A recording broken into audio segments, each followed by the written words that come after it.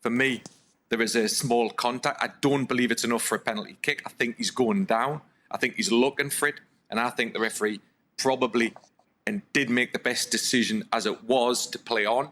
The VAR's had a look at it, feels that the contact is small, and therefore they didn't award the penalty. But the argument from Everton's point of view is they'll say that there is a contact, there should be a penalty kick. And I can understand from both sides where the referees are coming from. We don't believe that there was a sufficient contact for Gordon to go down. And also he's planting seeds in referees' minds now that he's going down too easy.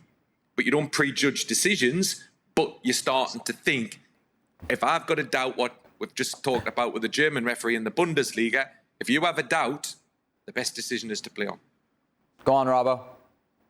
Yeah, I would say this is what I saw years and years with Tony Adams, chasing people back on the wrong side, and he got away with it time after time because he gives somebody a little nudge in the back. He doesn't push them right over, but he knocks them off balance so they can't get their shot away. And that's exactly what Matip did. He got away with it. And the common theme throughout all these rules that we've been talking about, all the decisions we've been talking about, they've all been in favour of the home team. This is the biggest difference between playing at home, playing away. You get referees' decisions. And it's as simple as that.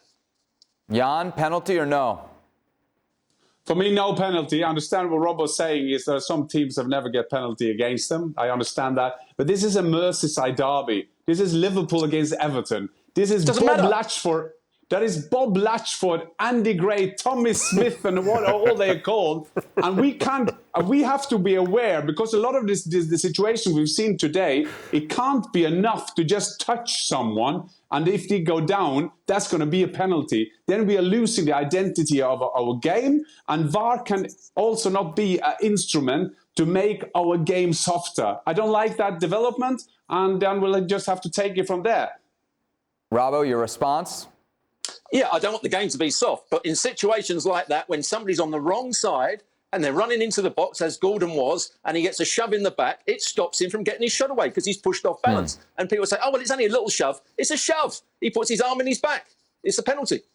There are shows all the time. They're showing, that is football, Robbo, isn't it? That we are showed all the time. They kick you in the Achilles. They are holding your shirt. That is done all the time. Can you imagine if Mark, how busy he would have been if he's going to do 1v1 against the goalkeeper, shot. 1v1 running into the box and you're on the wrong side. Yeah, I'm all for tackling. I'm all for allowing. I was the one that said that Pavard shouldn't have been sent off for the tackle in the Dortmund game. But when you're running into the box and you get an advantage by shoving somebody in the back and stopping him getting his shot away, has to be a penalty. Shaka, what about the point that Mark made that the simulation yellow card earlier in the match impacts the referee's decision? As a player, how do you feel about that when you hear it? As a player, we are continually told that you're a judge on the incident, not your reputation coming into the game, not anything that happened before it.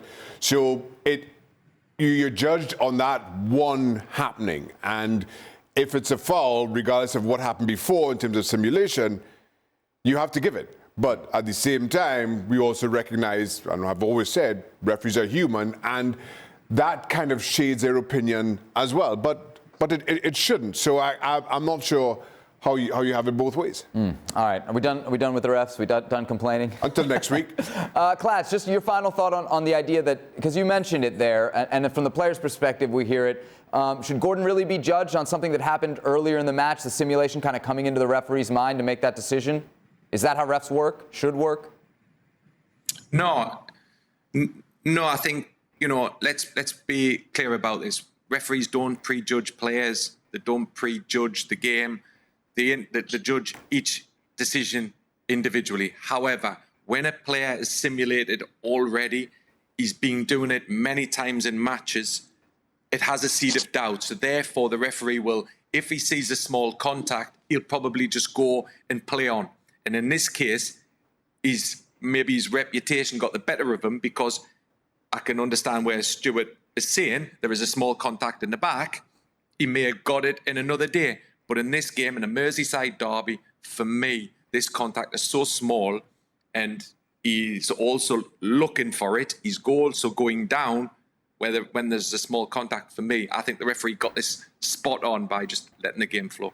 Thank you very much for watching ESPN FC on YouTube. For more highlights, analysis and exclusive content, be sure to subscribe.